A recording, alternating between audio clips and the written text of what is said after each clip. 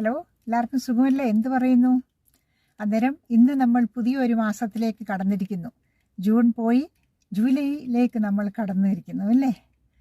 നമ്മൾ happy new year ഒക്കെ വരാൻ അടുത്തായിട്ടുണ്ട്. എത്ര പെട്ടെന്നാണ് ദിവസങ്ങൾ ഓടിപ്പോകുന്നത്. നോക്കിയ ദിവസങ്ങളും മാസങ്ങളും എല്ലാം ഓടിപ്പോവാ. നമ്മൾ നോക്കി നിൽക്കുമ്പോൾ തന്നെ ഇതെല്ലാം ഓടിപ്പോകുന്ന പോലല്ലേ നമുക്ക് തോന്നുന്നത്.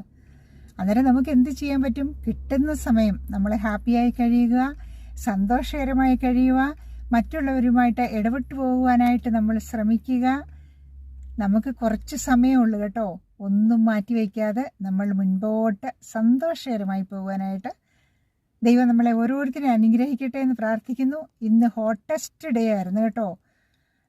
ജോലിയുള്ള സ്ഥലത്ത് നമ്മൾ അറിയില്ല. അവിടെ നിൽക്കുമ്പോൾ നമുക്ക് വലിയ ചൂടറിയത്തില്ല. പുറത്തിറങ്ങി വന്നിട്ട് ഈ വണ്ടിയിലൊന്ന് കയറുവോ അല്ലെന്നുണ്ടെങ്കിൽ നടക്കുകയോ ചെയ്യുമ്പോഴാണ് ഈ ചൂടിൻ്റെ കാഠിന്യം നമ്മൾ മനസ്സിലാക്കുന്നത് കേട്ടോ. ഇന്ന് 33 ഡിഗ്രി.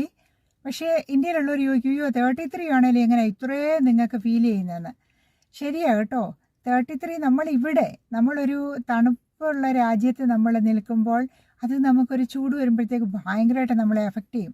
പക്ഷേ നാട്ടിൽ നമുക്ക് 40 ആയാലും 45 ആയാലും അത് നമുക്ക് എങ്ങനെയോ ഒക്കെ മാനേജ് ചെയ്തുകൊണ്ട് പോകും കേട്ടോ.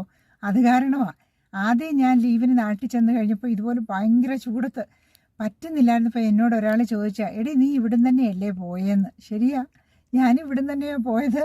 പക്ഷേ അവിടെ വന്ന് കഴിയുമ്പോഴത്തേക്കേ നമുക്ക് അങ്ങനെയുള്ളൊരു ഫീലിംഗ് വരുന്നത്. അതിനകത്ത് ആരെയും കുറ്റം പറഞ്ഞിട്ട് കാര്യമില്ല കേട്ടോ. ഇവിടെ വന്ന് കുറച്ച് ദിവസമൊക്കെ നിൽക്കുമ്പോഴേ അത് ആൾക്കാർ മനസ്സിലാക്കത്തുള്ളൂ.